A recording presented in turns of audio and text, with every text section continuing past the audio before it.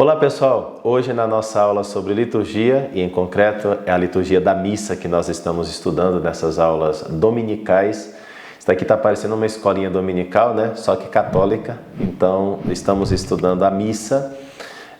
A instrução geral do missal romano é o nosso objeto de estudo no dia de hoje.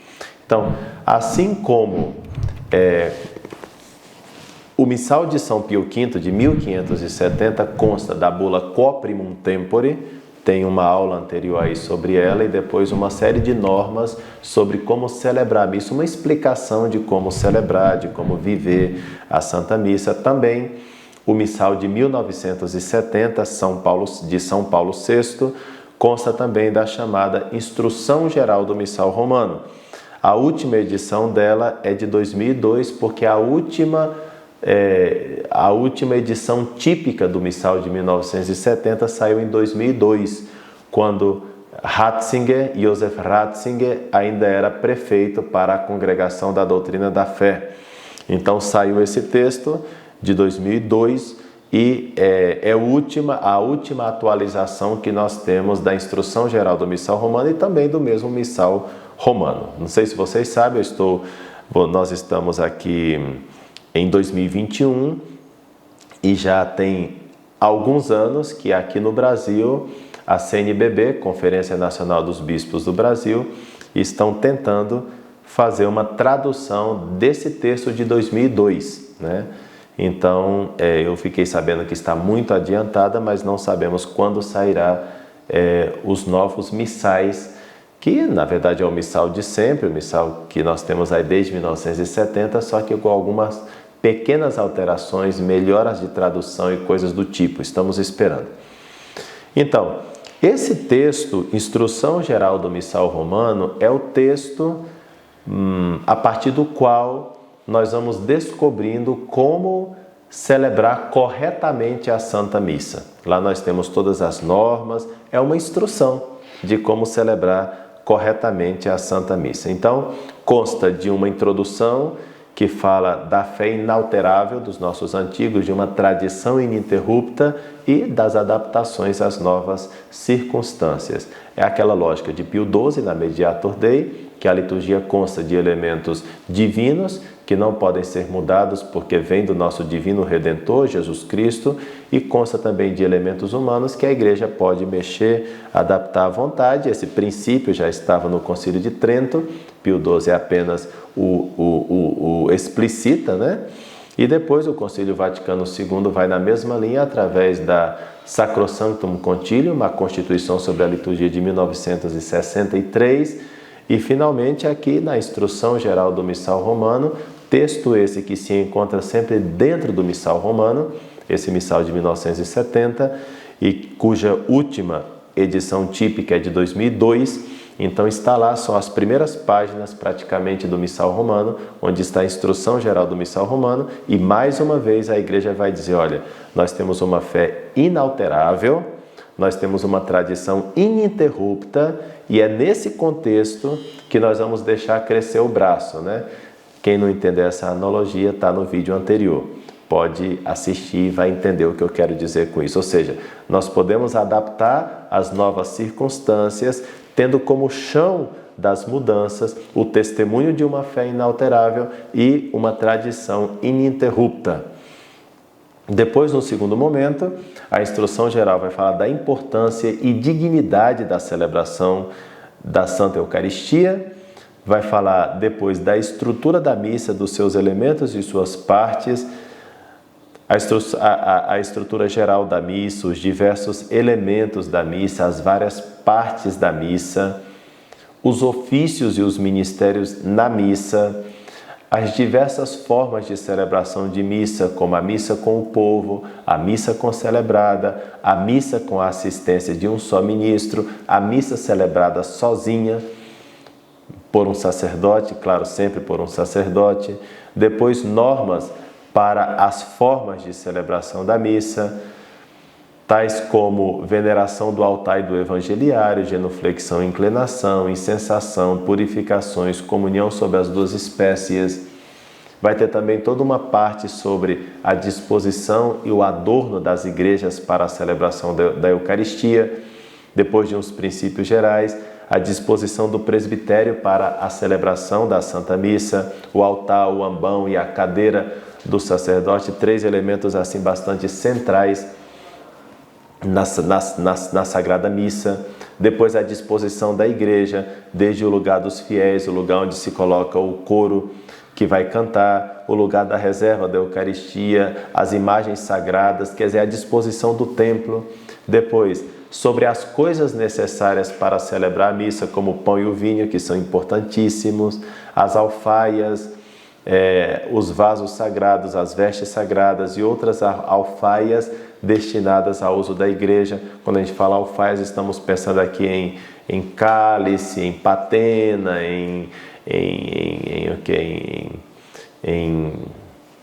que mais? Âmbulas, né? Alfaias. Depois fala da escolha da missa e das suas partes, quando é que um sacerdote pode escolher algum formulário de missa, né? Enfim, as adaptações que competem aos bispos e assim vai. Esse é o texto esse é mais ou menos uma passagem geral pelos vários temas da instrução geral do Missal Romano. E nessa primeira aula sobre instrução geral do Missal Romano, eu queria ler com vocês alguns pontos da introdução da instrução geral do Missal Romano, que diz assim, logo no número 1: quando Cristo Senhor estava para celebrar com os discípulos a ceia pascal, na qual instituiu o sacrifício do seu corpo e do seu sangue, mandou preparar uma grande sala mobiliada. A igreja sempre entendeu que esta ordem lhe dizia respeito e, por isso, foi estabelecendo normas para a celebração da Santíssima Eucaristia, no que se refere às disposições da alma, aos lugares, aos ritos, aos textos. As presentes normas, promulgadas por vontade expressa do Segundo Concílio do Vaticano, e o novo missal, que de futuro vai ser usado no rito romano para a celebração da missa, constituem mais uma prova desta solicitude da Igreja, da sua fé e do seu amor inalterado para com o sublime mistério eucarístico e da sua tradição contínua e coerente, não obstante a introdução de algumas inovações. Então, esse solo está bem claro na vida da Igreja.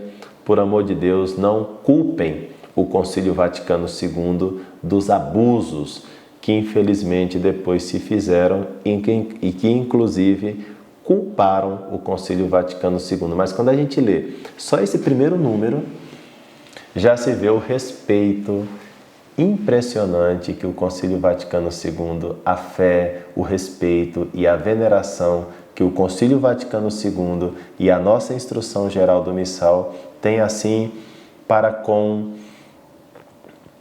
a Santa Liturgia e de maneira muito especial para com a Santa Missa. Por isso o Concílio Vaticano II, por isso a instrução geral do nosso missal romano atual, logo no número 2, vai falar da natureza sacrificial da missa. Eu leio o número 2, muito belo, e para a gente ver que a fé da Igreja, ela realmente é inalterável. Número 2 dessa instrução geral. A natureza sacrificial da missa, solenemente afirmada pelo Concílio de Trento, de acordo com a tradição da Igreja, foi mais uma vez formulada pelo Segundo Concílio do Vaticano, quando a respeito da missa proferiu estas significativas palavras. Abrem aspas. O nosso Salvador, na última ceia, instituiu o sacrifício eucarístico do seu corpo e sangue, com o fim de perpetuar através dos séculos até a sua vinda o sacrifício da cruz e, deste modo, confiar à Igreja, sua amada esposa, o memorial da sua morte e ressurreição. Essa doutrina do concílio encontramos-la expressamente enunciada de modo constante nos próprios textos da missa. Quer dizer, A natureza sacrificial da missa encontra-se constantemente nos textos da missa, né? Então, olha só que coisa impressionante. Para não dizer que a nossa missa, na verdade, veio de uma reforma, de uns textos do protestantismo, que a missa atual é uma missa protestante. Por amor de Deus, para com isso, né? Não é verdade isso, não é verdade isso. A nossa missa não é protestante, a nossa missa é profundamente católica, enraizada numa tradição, e a natureza sacrificial da Santa Missa está presente nos textos da Santa Missa. A começar pelas próprias palavras da consagração, a continuar pelas orações eucarísticas belíssimas e máxime as orações eucarísticas 1 e 2, e assim segue, né? As orações coletas, né? As orações do ofertório, ou da chamada, na verdade é mais exato dizer, a apresentação dos dons, não é? Pois bem, aí está, e diz a instrução geral do missal romano. Assim, o que já no antigo sacramentário vulgarmente chamado leonino se espremia de modo inequívoco nesta frase, todas as vezes que celebramos o memorial deste sacrifício, realiza-se a obra da nossa redenção, aparece-nos desenvolvido com toda a clareza e propriedade nas orações eucarísticas. Com efeito, no momento em que o sacerdote faz a anamnese, dirigindo-se a Deus em nome de todo o povo, dá-lhe graças e oferece-lhe o sacrifício vivo e santo, isto é, a oblação apresentada pela Igreja e a vítima, por cuja imolação quis o mesmo Deus ser aplacado, e pede que o corpo e o sangue de Cristo sejam sacrifício agradável a Deus e salvação para todo o mundo.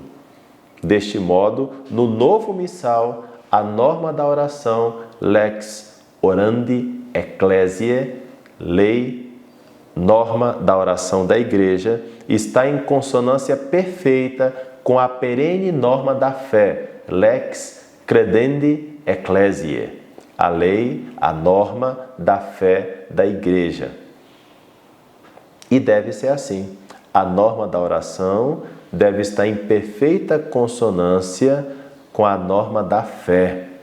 Quer dizer, as orações do missal devem expressar a fé da Igreja no mistério eucarístico e, de maneira muito importante, a natureza sacrificial. A missa é verdadeiro e próprio sacrifício, conforme já dizia a seção 22 do Concílio de Trento e recordado pela Constituição Sacrosanctum Concilium do Vaticano II.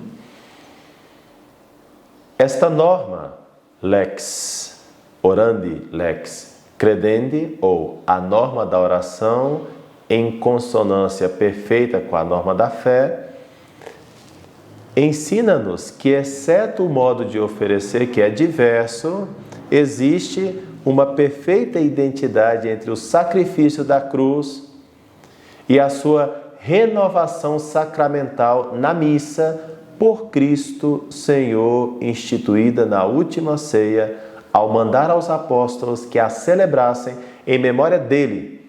Consequentemente, a missa é ao mesmo tempo sacrificium laudes, sacrifício de louvor, sacrificium actionis gratiarum, sacrifício de ação de graças, sacrificium propitiationis, sacrifício de propiciação, e sacrificium satisfactionis, sacrifício de satisfação.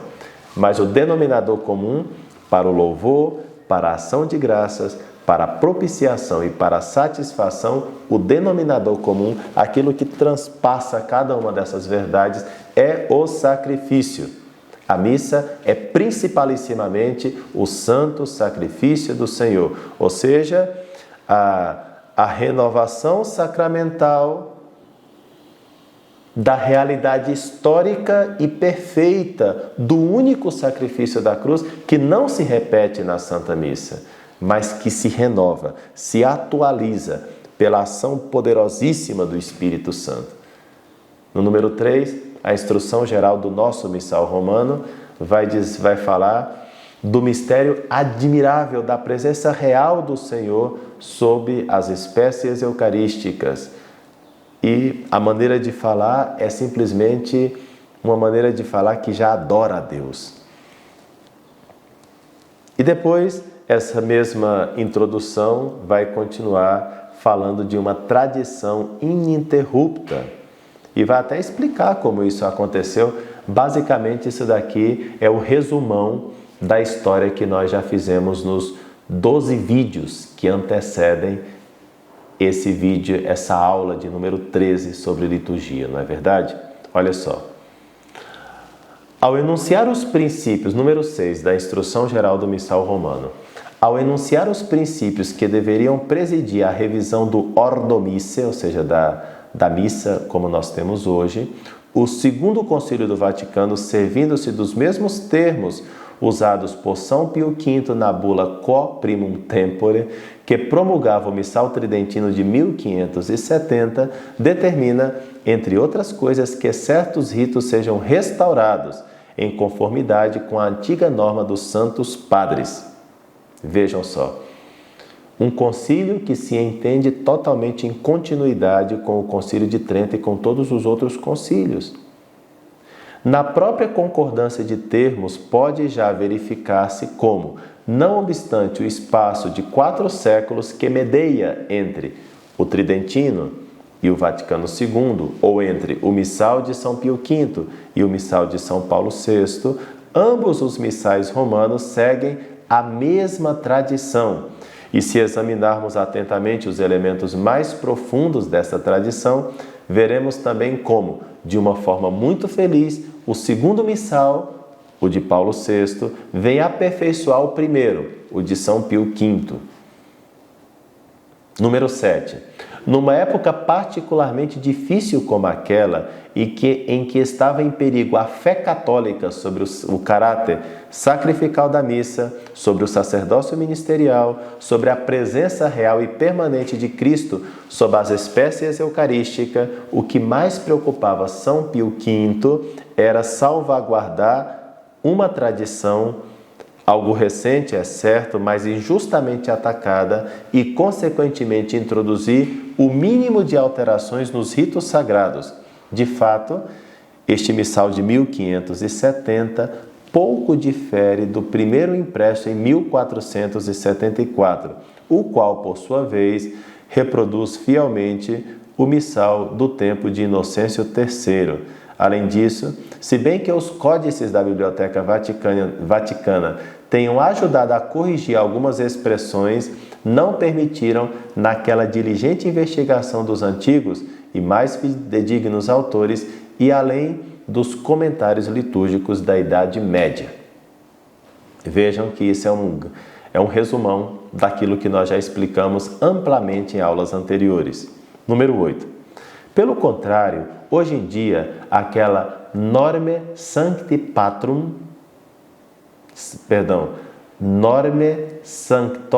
Patrorum, a norma dos Santos Padres, que os corretores do missal de São Pio V se propunham seguir, encontra-se hoje em dia enriquecida com numerosos estudos de eruditos. Pessoal, basta dizer que a famosa coleção patrística do Migne, os padres de Trento nem sonhavam em tê-la. Ou a poderosa coleção Sus Chrétiens dos padres da Igreja, os nossos padres de Trento, nem com bola de cristal tinham acesso a essa maravilha que nós temos hoje.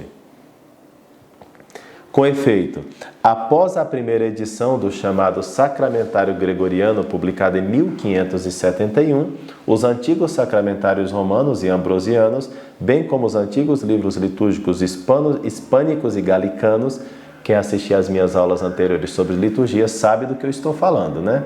Se não, tem que assistir aí. Tem sido objeto de várias críticas, ou seja, desde que se promulgou um sacramentário em 1571, os anteriores já são objeto de críticas, que deram a conhecer numerosíssimas orações de grande valor espiritual, até então desconhecidas. Ou seja, à medida em que a gente vê textos mais antigos, nós vamos observando que os textos mais novos podem ser enriquecidos. E, portanto, a publicação do Sacramentário Gregoriano de 1571 é mais rico, é melhor do que os sacramentários anteriores.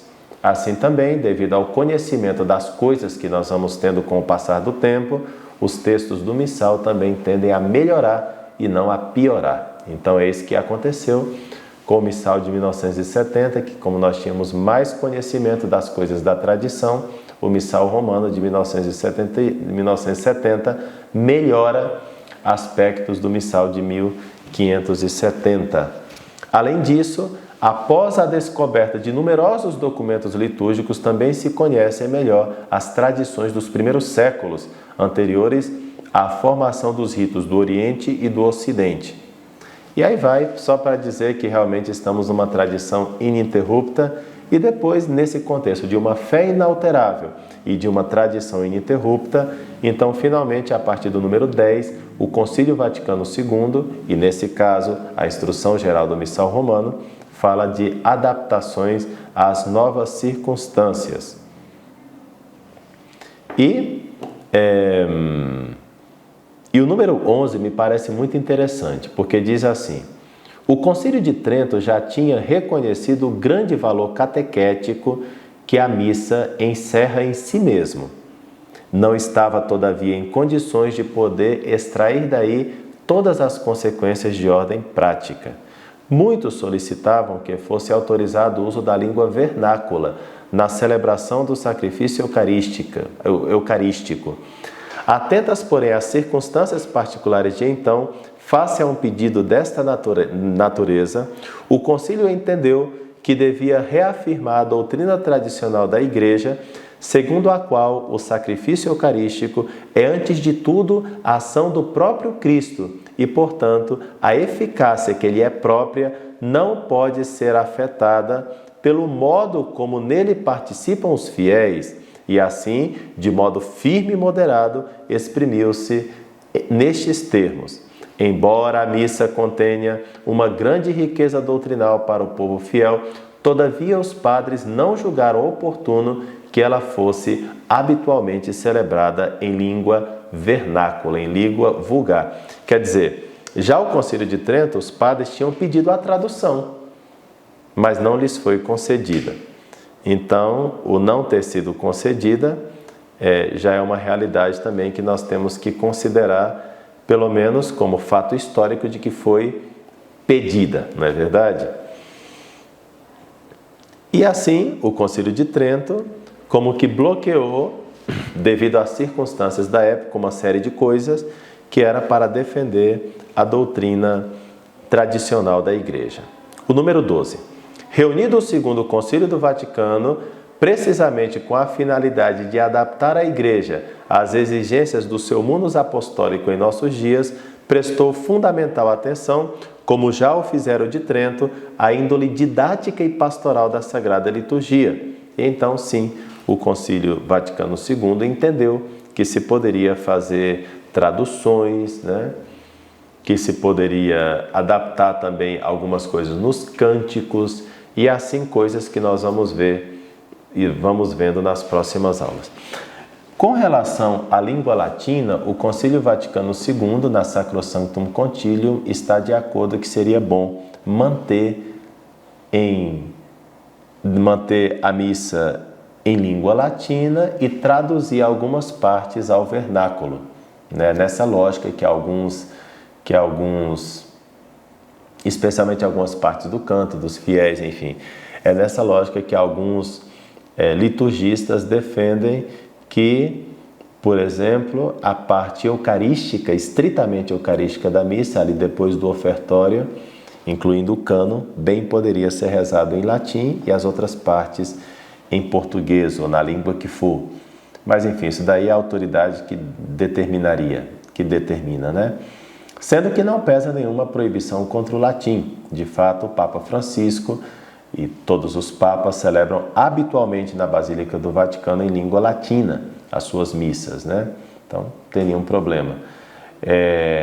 Também também não está proibido, muito pelo contrário. O Missal Romano atual, de 1970, conhece, a gente descobre isso através das suas normas, das suas rubricas, aquelas letrinhas em vermelhas que estão dentro do missal. A gente descobre por ali que, segundo o Missal Romano, dá a entender sempre que a missa continua sendo celebrada de costas para o povo, porque tem alguns momentos nas rubricas que fala da seguinte maneira: agora o sacerdote voltado para o povo, quer dizer, se precisa falar isso é porque antes não estava, né? Então, muitas igrejas celebram a missa pelo menos a partir do ofertório voltado para o Oriente ou voltado para o sacrário, ou seja, de costas para o povo, que é como vulgarmente se conhece essa maneira de celebrar, tá bom? Então, quer dizer que o concílio tampouco proíbe isso, só que estendeu-se tanto o costume de celebrar virado, o sacerdote virado para o povo em língua vulgar, que parece que é até difícil voltar o anterior. Mas, de todas as maneiras, o missal em si mesmo não proíbe. De fato, se você participa de uma missa na forma nova, né, do missal de 1970, só que de costas e em latim, e participa logo após de uma missa tridentina de costas e em latim, você quase não percebe nenhuma diferença entre uma e outra, para vocês verem como realmente está aí uma fé inalterada e uma tradição ininterrupta. É impressionante isso aí. Claro, ok, na missa tridentina tem 9, tem de piedade, na nova missa só tem 3, né? 3 repetidos, então dão 6, né? Na missa antiga nós temos mais um evangelho no final, que é o prólogo de São João. Na missa de 1970 tiraram esse último evangelho. Então, quer dizer, a missa de 1970, na verdade, é a missa de 1570, só que talvez um pouco mais abreviada, tirando algumas partes que se viu que não precisava mais, mas mantendo sempre o essencial e mantendo o decoro e a dignidade da celebração da Santa Missa. Tá bom? Então depois nós vamos continuar a estudar esse texto, a Instrução Geral do Missal Romano. Até a próxima, se Deus quiser.